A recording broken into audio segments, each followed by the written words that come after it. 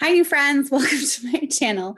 Um, this is my second booktube video. I was trying to think of something that could be kind of a get to know the booktuber um, kind of thing.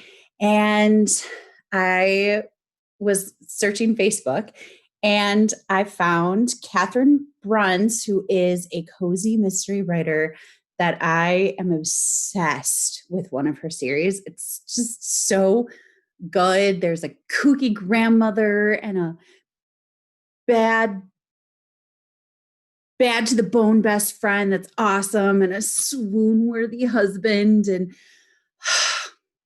I mean, husband eventually. There's a couple books where it was a little dicey for them, but uh shit, it's the Cookies and Chance mystery series by Catherine Bruns. It's a Gemma Halliday production, Gemma Halliday Publishing. And the first one isn't my favorite, but the second book, Baked to Death, so good. I just I love the grandma is Italian and she says all this stuff that just like she doesn't understand that she's saying the wrong thing. It's just so fun. I love it. The latest one was Icing on the Casket because the main character Sally is obsessed with her father, sorry, is obsessed with death. And he has a death blog and he wrote a death book. And she had to make casket cookies for his book signing or something. It was just it's a great series. The 10th book will be coming out soon, and I just talked for a really long time about that. Okay. Anyway, she had this up on her Facebook page. That's where I was going with this.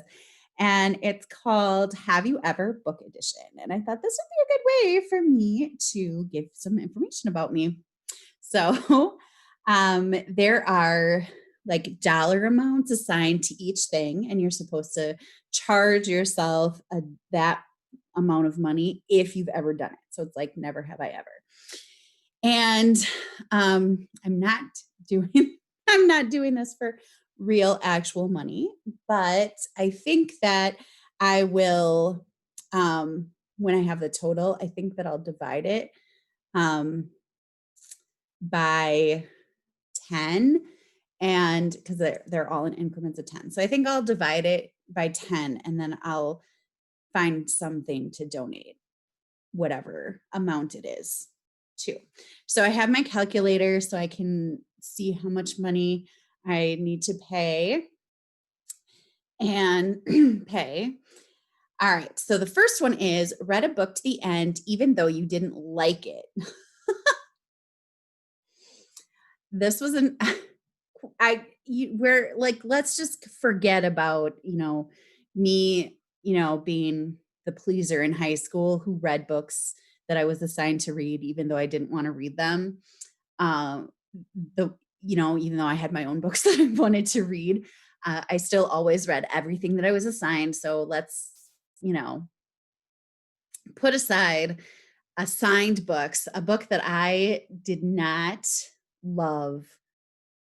I hated it. Okay. It was The Christmas Wedding by James Patterson. And James Patterson writes great mysteries. I love his that mystery series. He writes great mysteries. My students love him. His middle school series, great. The Christmas Wedding, so stupid.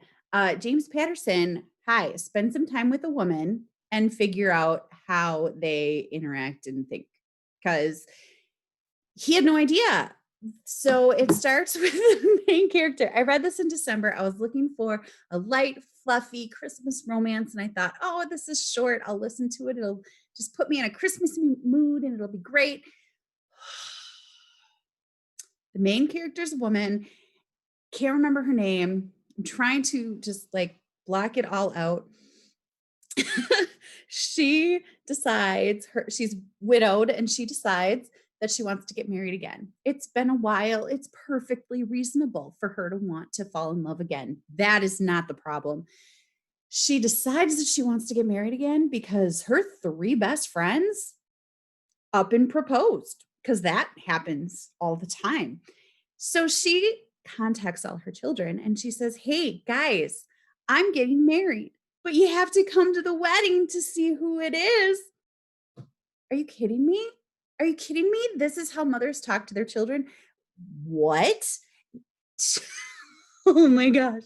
I couldn't. I couldn't. Oh, I don't even know why I finished it, except that it was really short. And I really just wanted to be able to say that I legit hated it. And I didn't want to DNF it because if I did, I'd be like, I just gave up on it. But no, I hate it. I hate it a lot. It's bad. It's bad. Um, Go ahead and read his mysteries. They're fine. The Christmas Wedding. It was written by somebody else. I'm very sorry. I don't even remember who as well. I don't remember. Okay, because sorry, back to this rant. She doesn't even tell the groom who she's marrying until the day of the wedding. So, or the whole town, and she's getting married on Christmas Eve. So these three guys are coming to this wedding, and one of them's going to be the groom, and the other two are going to sit in the front row and be okay with it. Okay, so first of all, James Patterson doesn't know anything about women. Second of all, apparently he doesn't know anything about men either. Okay, I'm sorry. James Patterson, thank you for getting my students to read, because the middle school books are fabulous. The iFunny books are fabulous and they love reading them, and you will always have my respect because of them. But don't publish drivel like The Christmas Wedding. Okay, anyway. So I'm at $10. Okay. Read the Cliff Notes instead of the actual book. Nope, I've never done that. I have read the book and then read the Cliff Notes. But when I taught Shakespeare, I read the book, then I read the Cliff Notes, and then I ended up like rewriting, because I was teaching middle schoolers. So I would rewrite them using like the side-by-side Cliff Notes that put it into modern day English. But I would also take like some of the very famous lines and put them back into it, so I wouldn't do it word for, so I spent a lot of time with Cliff Notes, but I never read Cliff Notes in place of the actual book. Pretended to have read a book even though you didn't.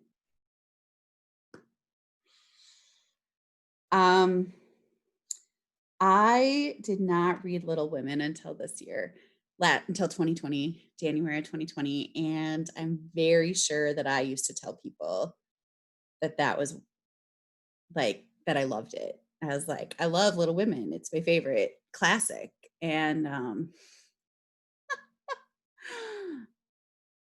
I like the movie. I love I love a movie with Christian Bale and Winona Ryder. But I didn't read it until until the new Little Women came out. And then I was like, okay, I have to read it before and I loved it. But I lied about it for a long time. I lied to myself. I think I believed it. I believed myself. Okay, next is watch the movie instead of reading the book. I have watched the movie, realized that there was a book, and decided, I don't really want to read the book. But I never purposely said, I don't really feel like reading the book, so I'm just going to watch the movie. I don't think I've ever done that. That counts. Okay. Right. Okay. Put a book back on the shelf because you didn't like the cover art. Oh, I don't know anybody that hasn't done that. I tell my students all the time. They're always like, we know you're not supposed to judge a book by its cover." I was like, "That is a lie."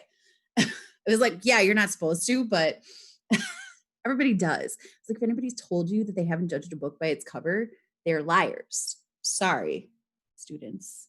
I will not lie to you. um, yeah, no, I have.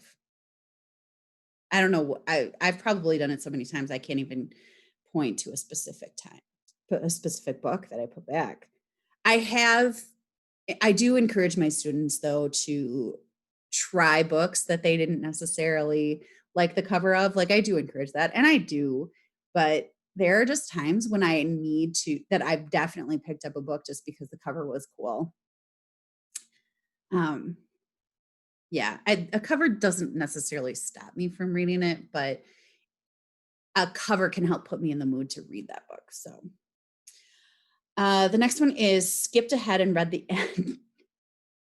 Who skipped ahead and read the ending? Who doesn't do that? I don't know. Well, you're supposed to do that, right? No. I do that as I do that when so I am not a person like you can spoil a book for me and I'll still want to read it for the most part.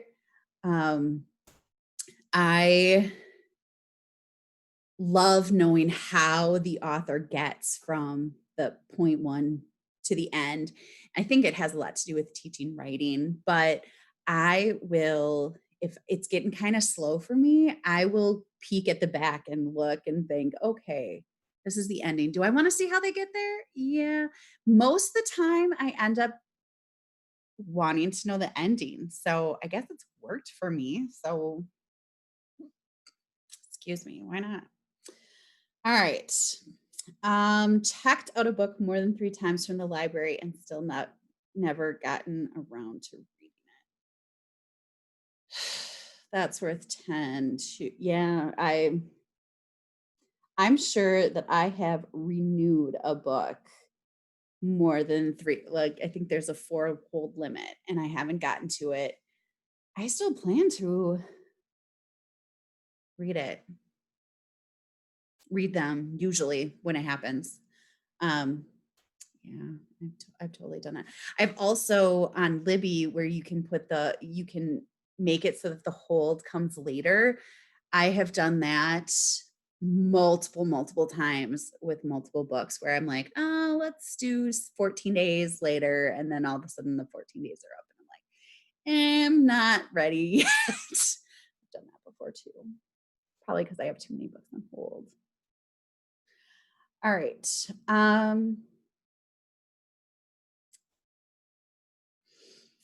Okay. Told a friend you read a book they recommended, knowing you never will read it. No. No, I've never told somebody that I was absolutely going to read a book knowing that I would never read it. No. Have I done that to my students? I don't think so. I usually I try to be really honest, like, when my students say they, like, love a book, I try to be like, "That does sound really interesting. I don't know that that would be for me," because I really wanna instill in them that not every book is for every person. Um, yeah, I don't think I've ever intentionally said that I was really excited to read a book that I knew I was never gonna read. I've never done that.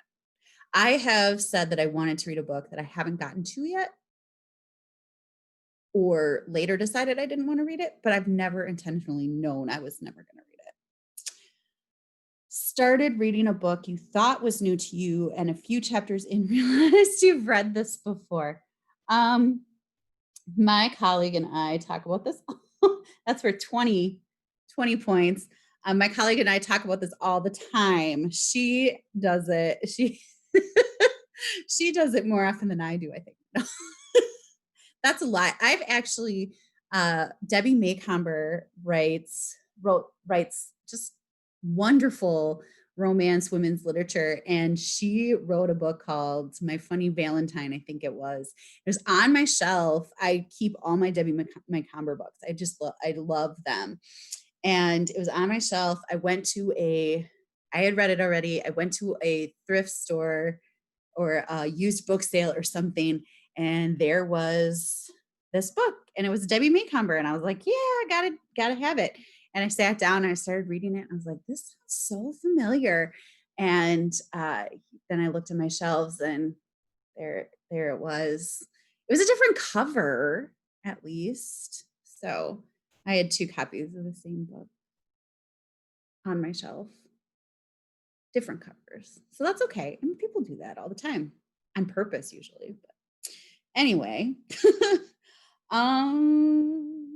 request a book from the library, but by the time it comes to you, you can't remember why you requested it. 10 points. Yeah, absolutely done that.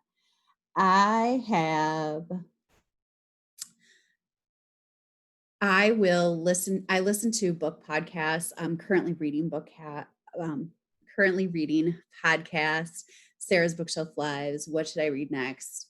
Books Unbound. I don't really have time to read. No. I love listening to book podcasts. I love watching Bookstagram videos. And I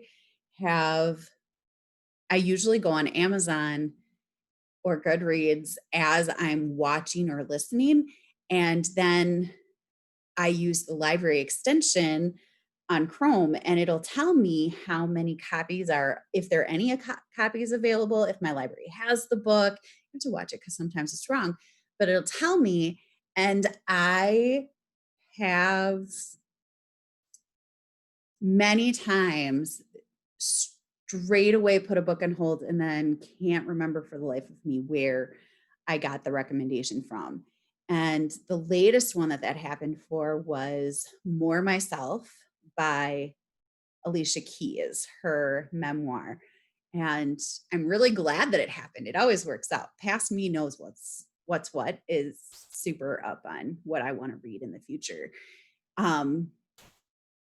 It's just fabulous. I listen to it, she reads it, and it's just beautiful. She sings in it. It's just really, really good. And I know that I got the recommendation somewhere, but I couldn't for the life of me tell anyone where or who recommended this book to me, but it is fabulous. So if you're looking for a really great memoir, More Myself, Alicia Keys, very good.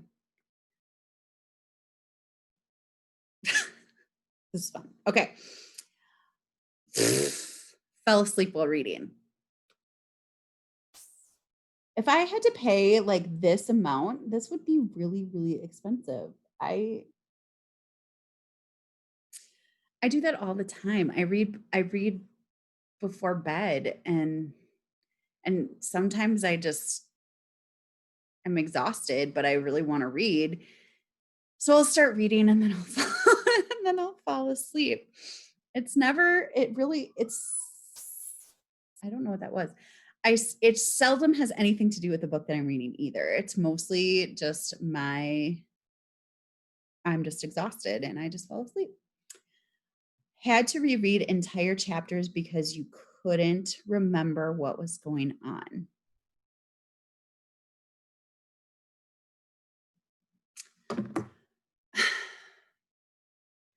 Okay, so I will do I'll try a chapter. I got that from somebody, I don't know who.